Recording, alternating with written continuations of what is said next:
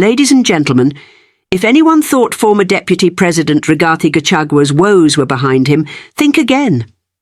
A special parliamentary committee is turning its spotlight on some eyebrow-raising expenditures during his tenure, expenses that have left more questions than answers. At the heart of this investigation is the staggering amount of taxpayers' money spent on refurbishments for key offices linked to Mr. Gachagua's role as Deputy President. According to a report presented to the National Assembly Committee on Administration and Internal Security, there's serious doubt about whether these expenses were justified, or if they even match the work reportedly done. But we're being told, whether built or constructed, it was roughly about 600 million. Here's what we know so far. As of June 30th, 2024, the Office of the Deputy President had spent 98,400,000 Kenya shillings to refurbish the Harambee Annex office in Nairobi's city centre. But that's just the start. An eye-popping 249 million Kenya shillings went into sprucing up the Karen residence, and another 49 million Kenya shillings was spent on the Mombasa office. To replace our corridors, you realize the tiles need to be changed. They've already started cracking. We also have renovation of the kitchenettes, 7 of them, remodeling of the basement. This committee isn't just going to rely on documents and figures. Oh no, they're considering actual site visits to these locations to see whether the renovations match the reported costs. They want to know if the work done is worth every shilling of taxpayers' money, or if there's more than meets the eye. But wait, there's more. The committee isn't stopping with Mr. Gachagua himself. The spotlight is also on his spouse, Reverend Dorcas Rigathi. The office of the spouse of the Deputy President was allocated a whopping 771,700,000 Kenya shillings in the same financial year. A significant chunk of that was reportedly used to combat drug abuse under a programme associated with Reverend Dorcas's patronage. The claim? They've successfully rehabilitated and reintegrated victims of substance abuse. The committee has been grilling officials on how these funds were utilised.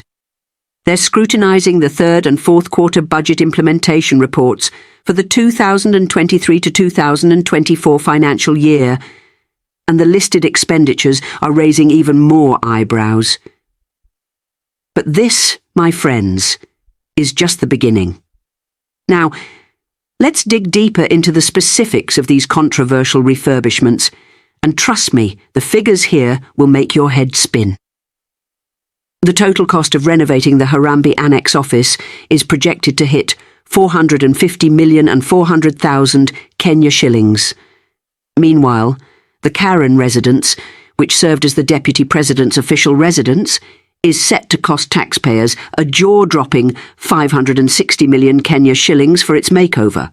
And finally, the Mombasa office will require 240 million Kenya shillings to complete its refurbishment. All 3 projects are expected to wrap up by June 2027. Now you might be wondering, where is all this money going? Let's take the Karen residence, for example. The renovations reportedly include expanding boardrooms on the 3rd and 4th floors, adding 7 kitchenettes, repainting and relighting the entire building, and upgrading its CCTV system. These sound like hefty upgrades, but the committee isn't convinced.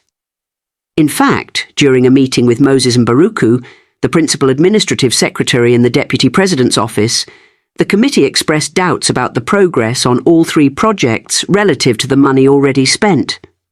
The numbers don't seem to add up. As of June 2024, the refurbishment progress stood at 22% for the Harambee Annex office, 45% for the Karen residence, and just 21% for the Mombasa office. The chairman of the committee, Gabriel Tongoyo, has called for a detailed report on the scope of work completed at all 3 locations. And here's where things get even murkier. According to Mr. Tongoyo, there's information suggesting that the Karen residence renovations are already complete, contradicting the progress figures submitted to the committee. He raised a crucial point. If the Karen residence was built at a cost of 600 million Kenya shillings, how does it now require nearly the same amount, 560 million Kenya shillings, for refurbishments? Vice Chairman Did Razo didn't hold back either. He questioned the rationale behind spending up to 500 million Kenya shillings on renovations alone, calling the amount not pocket change. His words carried a sharp warning. Are you sure that when this committee visits these areas, we'll find that this money was spent and there is value for money? And with that question lingering, we continue to peel back the layers of this unfolding scandal. And just when you thought the numbers couldn't get more confusing, another peculiar figure emerges: 5,023 million Kenya shillings.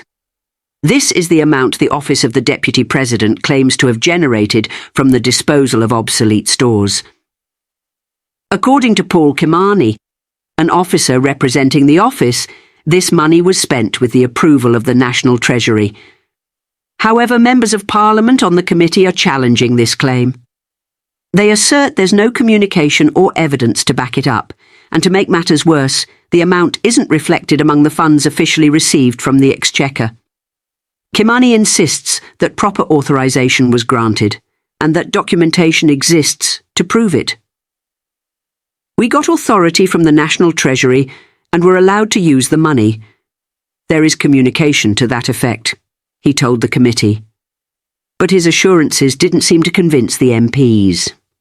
Committee Chairman Gabriel Tongoyo pointed out a critical inconsistency.